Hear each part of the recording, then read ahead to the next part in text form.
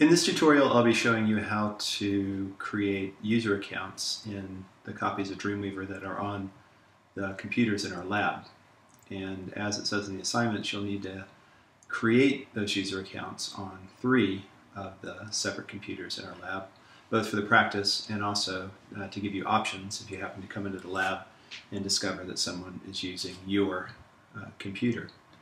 So before you begin this tutorial, you do need to do a couple of things. The first is to set up the files and folders on your flash drive, as is detailed in the Dreamweaver 1 module. And secondly, you need to plug your flash drive into the computer that you're working on. Once you've done that, you simply need to start up your computer and find the green icon in the dock that says DW. That's the icon for Dreamweaver.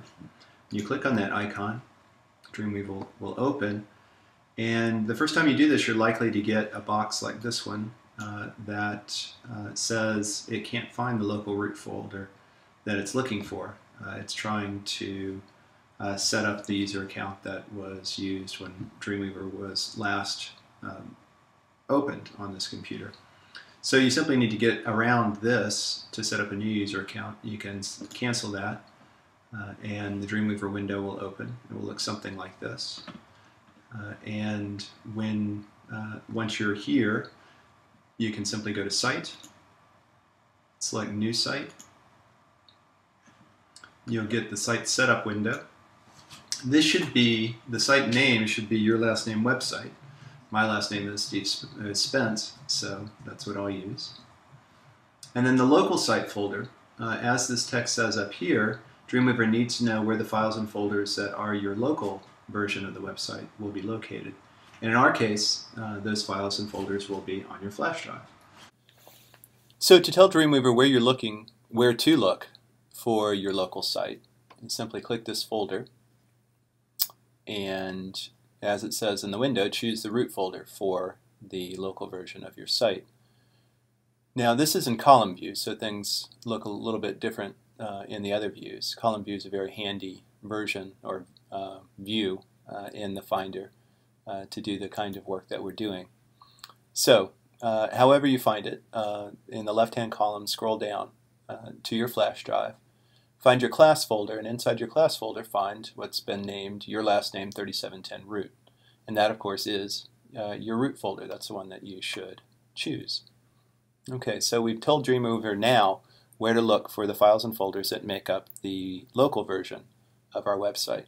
The next step is to tell it where the server is, where the files and folders that are actually live, that are visible to people on the World Wide Web are. And you do that by selecting the Servers tab over here in the left-hand column. And this, the plus sign down here in the window, the tooltip says Add New Server, which is exactly what we want to do. Okay, so you'll get this site setup box for the server, and the information that you type in here needs to be character for character correct, as it actually says in the directions for this assignment, which are located right here. So the Dreamweaver 2 Lab Assignment 1 includes the Dreamweaver Remote Settings graphic. And there's the box that you should use as a model for your own entries in the server settings. So we switch back over here. We see that lockbox.clayton.edu is the server name. So the lockbox.clayton.edu is the server name. We're going to connect using FTP over SSL/TLS with explicit encryption. Let me double check that, since it's been a while since I've done that, with explicit encryption.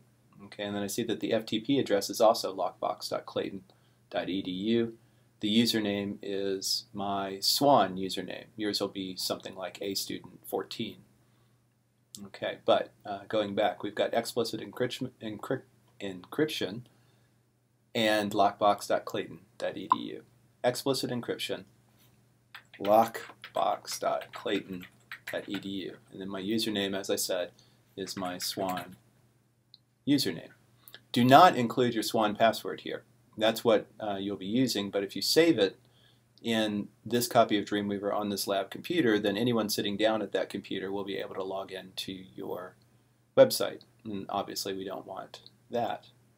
Okay, so switching back over to the site setup box, I see that the root directory is /home/myswanusername/. That's an underscore character. That's a capital P for the word public, /. All right, and as I said, this all has to be exactly character for character correct. Otherwise the computer will fail. All right, so going back here, root directory is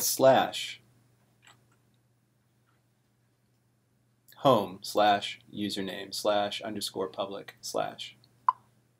Okay, /home/your swan username /_ capital P public /. All right, and that is all correct. The HTTP address you can leave simply as lockbox.edu. I'm going to select more options here to reveal the entire window. Looking back at my cheat sheet, I see that authentication needs to be none, and under more options I need to make sure that the passive FTP and the FTP performance optimization radio boxes are both ticked. Okay, so authentication is none, and these two radio boxes are ticked by default. Alright, so just to double check, lockbox.clayton.edu, FTP with explicit encryption. Again, the FTP address is lockbox.clayton.edu. The username is sspence. In my case, it's your swan username, obviously. And then the root directory is /home/your swan username /_ capital P public /. The web URL is lockbox.clayton.edu. Authentication is none. Passive FTP and FTP performance optimization. Save all of that. Save. And we should be good to go. All right. In the Files panel over here, you'll see this little Connect to Remote Server button, and you can use that to test to see whether the connections that you just set up in fact are working. So if you click that button, Dreamweaver will ask you for your swan password.